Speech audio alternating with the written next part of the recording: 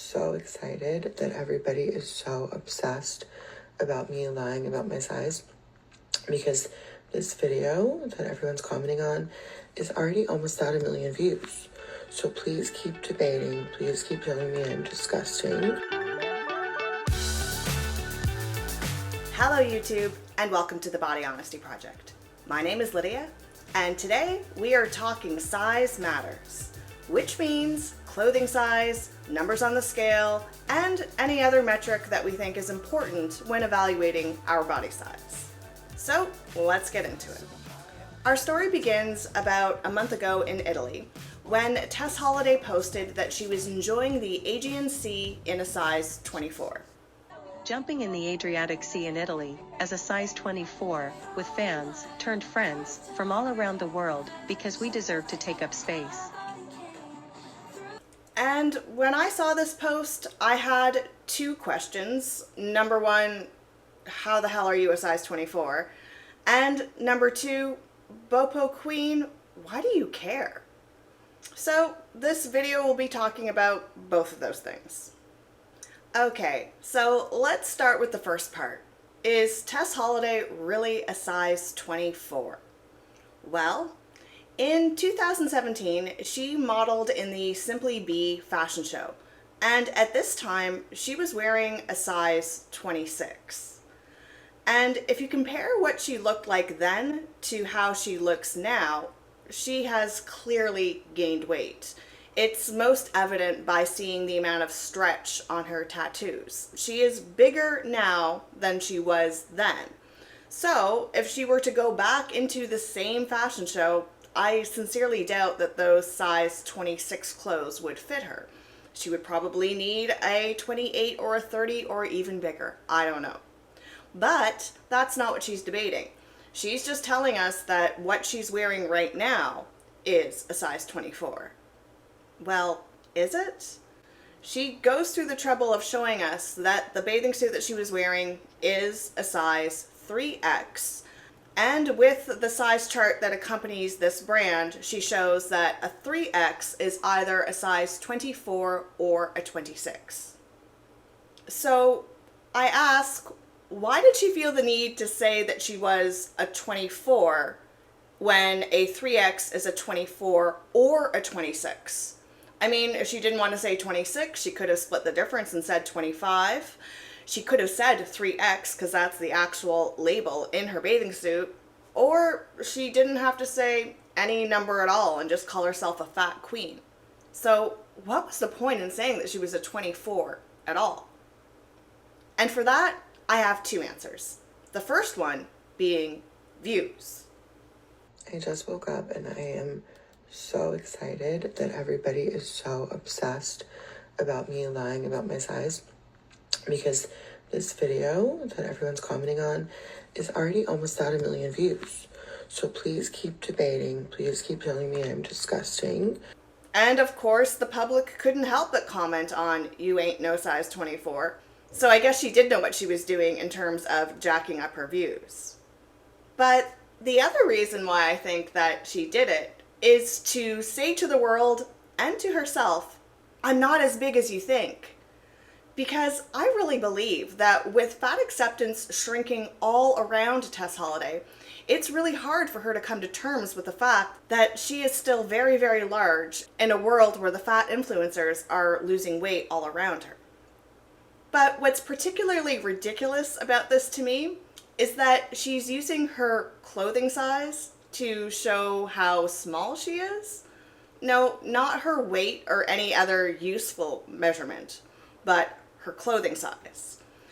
And you know what? I'm going to thank Miss Tess Holiday, because with this post of hers, she gave me a great chart to illustrate why there is such a big discrepancy in the amount of weight between sizes when you are small versus when you are large.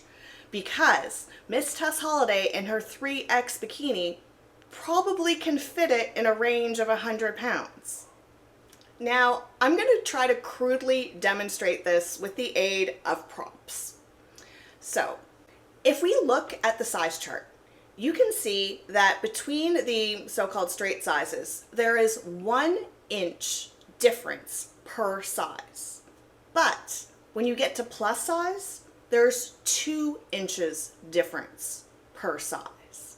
So really, when you go up 1 plus size, you're going up 2 normal or straight sizes. Now, to illustrate that the bigger you are, the more weight it takes to go up a size, I'm going to be using this stylus to represent my body, and these strips of wax to represent weight gain. Now, each of these is the same length. Let's pretend that they are actually the same width as well, but they all are the exact same length. And each of these represents 10 pounds, okay? Now, in order for me to go up a size in clothing, this has to wrap around all the way around my body to represent an inch of growth. So if this is 10 pounds and I'm starting at my skinniest, in order for this to wrap around, it actually wraps around in less than that amount. So, and it overlaps. Okay? So this means that it actually takes less than 10 pounds for me to go up a pant size. Probably takes about 7 or 8 pounds because it wrapped around before it reached the end. So let's say I'm starting at this size. Now I gain 10 pounds, okay? So let's say I'm starting at this size now and I gain 10 pounds. When I wrap the next piece of wax around, I notice, oh, you know what? It made it all the way around in exactly 10 pounds. So the first pant size I went up in less than 10 pounds. The next size up took exactly 10 pounds. Take another 10 pounds. Wrap that around. It doesn't close now. It doesn't make it all the way around this strip. Oh, so I have not yet gained a pant size, but I put on 10 pounds. This means that it's what, 12 pounds for a pant size now? Let's do it again. Wrapping it all the way around. Oh, this got maybe 2/3 of the way around. Didn't quite go up a pant size yet. So this is looking at closer to 14, 15 pounds to go up. And we go around again. And now it takes pretty much 2 full strips to get all the way around. We're looking at 20 pounds now to go all the way around. So I use that illustration to show that in the straight sizes, going from a 0 to a 2 is way less weight than going from like a 12 to a 14. Just because it requires more weight to get the excess girth. But in plus sizes, it's 2 inches per size. So when Tess is saying that she's wearing a size 3X, there are really 4 sizes in there.